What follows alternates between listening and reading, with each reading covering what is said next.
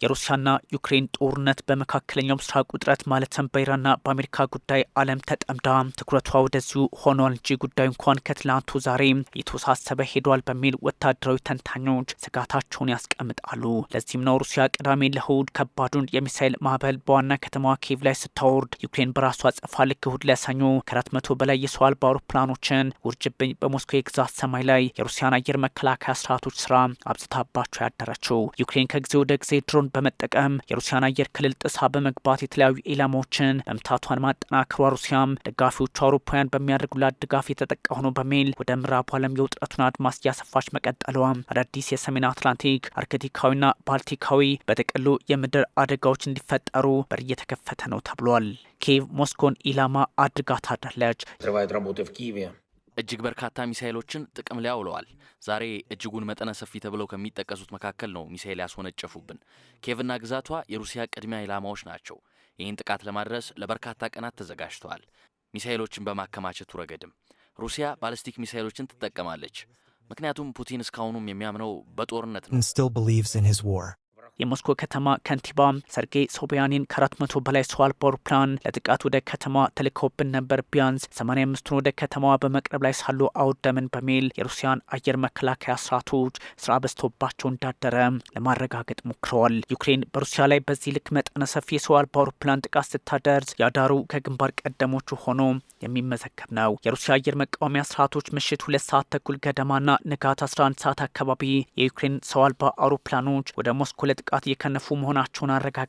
ወዲያውኑም እርምጃ ወሰደ ብለዋል ሶቢያኒን። ለዚህም አደገኛ አጋጣሚዎችን ባናክሽፋቸው ኖሮ ከባድ ጥቃት በደረሰብን ነበር በሚልም ሀሳባቸውን አጠናክረዋል። አብዛኞቹን ከሞስኮ እጅጉን በርቀት ላይ 85ቱን ወደ ሞስኮ በመቅረብ ላይ ሳሉ የሩሲያ አየር መከላከያ ስርዓት ማክሸፉን አስታውሰዋል። ያም ሆኖ ግን ሩሲያ በተደጋጋሚ ወሳኝ መሰረተ ልማቶች ሳይቀሩ የተደበደቡባት ቀጥለዋል። የነዳጅ ማጣሪያዎቿና ቁልፍ የኢኮኖሚ የጀርባ አጥንቶቿ ክፉኛ እየተመቱ ነው። ሩሲያም ብትሆን ከዛሬው ያዳሩ ማለት ነው የዩክሬን ጥቃት ቀድማ ኪየቭ ላይ የበዛ የባሊስቲክ ሚሳይልና ድሮን ጥቃት በማድረስ በርካታ ህንፃዎችን እስከ ማውደም ደርሳለች። በኪየቭ አካባቢዎች ላይ የሞስኮ ኃይሎች 42 ሚሳይሎችንና 125 ድሮኖችን ተጠቅማለች። ከ41 ሚሳይሎች 18ቱን አክሽፍ ያለው ያለችው ዩክሬን 108 ድሮኖችም ከጥቅም ውጭ አድርጊያለሁ በሚል በፕሬዝዳንቷ ዘለንስኪ በኩል አሳውቃለች። ሩሲያ ስካንዳርና ሃይፐርሶኒክ ዚርኮን ሚሳይል ስርዓቶችንም መጠቀሟ ይፋ ሆኗል። በተለይም 3M22 ዚርኮን አሊያም ሲርኮን የኒውክሌር አቅም ያለው ጸረ ጦር መርከብ እንዲሁም ምድር ላይ አነጣጥሮ ማውደም የሚችል ከመሆኑ አንጻር ዩክሬን ለመቋቋም ያዳገታት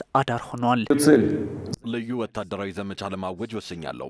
ምክንያቱም በኪየቭ አገዛዝ ላለፉት 8 ዓመታት ሲገፋና የዘር ፍጅት ሲደረግባቸው የነበሩትን ለመከላከል ዓላማ ያደረገ ነው። ለዚህም እኛ ዩክሬን ትጥቅ ማስፈታትና ከናዚ ግንዛቤ ነፃ ለማድረግ እንተጋለን። የንጹሐንን ደም ያፈሰሱ ወንጀለኞችን ለፍትህ እናቀርባለን፣ የሩሲያ ዜጎችን ጨምሮ። እስከ 1000 ኪሎ ሜትሮች ዘልቆ መምታት የሚችል ነው። ለመጀመሪያ ጊዜ ይህ ጦር መሳሪያ ጥቅም ላይ የዋለውም ከ2 ዓመታት በፊት ነበር። ከፍጥነቱ ባሻገርም እስከ 220 ኪሎ ግራም ተቀጣጣይ ወይም ደግሞ ቦምብን መሸከም የሚችል መሆኑ አደገኝነቱንም ይጠቁማል ተብሏል። ስካንዳር ሚሳይልም ቢሆን በኔቶች አጠራር SS-26 ስቶን ከፍተኛ ተንቀሳቃሽ የኒውክሌር አቅም ያለው ወይንም መሸከም የሚችል ከድምጽ ፍጥነት 7 እጥፍ በላይ መሆኑ ዘመናዊ የአየር መከላከያ ስርዓቶችን ጥሶ ለመግባት አቅሙ እንዲኖረው አድርጓል። ከ480 እስከ 700 ኪሎ ግራም ክብደት ያለው አረር ጫፍንም መሸከም የሚችል ነው። በዛ ላይ የኒውክሌር ጭምር እስከ 50 ኪሎ ሜትር ከፍታ የሚጓዝም ነው። ስካንዳር ሚሳይል የተለያየ አይነት ያለውም ነው። ሩሲያ እንዲህ አይነቶችን የጦር መሳሪያዎች ስታወጣ በዋነኝነት ለኪየቭ ብቻ ሳይሆን ለምዕራቡ ዓለም መልእክት ለመስደድ ነው በሚልም በጦር አዋቂዎች የተወቀሰች ይገኛል። ይህን ሁሉ የሞስኮ ጥቃት አንድም በሀገር ቤት በሚመረቱ የጦር መሳሪያዎች አንድም በአጋሮቿ በሚቀርቡላት ሚሳይሎች የተቋቋመች ያለችው ዩክሬን ዛሬም የሩሲያን የተለያዩ ኢላማዎች መምታቷን ቀጥላለች። በፖዶልስክ፣ ዶሞዲ፣ ዶቮ እንዲሁም ኦዲሶቭ የሞስኮ ግዛት ውስጥ በሰው አልባ አውሮፕላን ጥቃቱ አማካኝነት አደጋ ተፈጥሯል።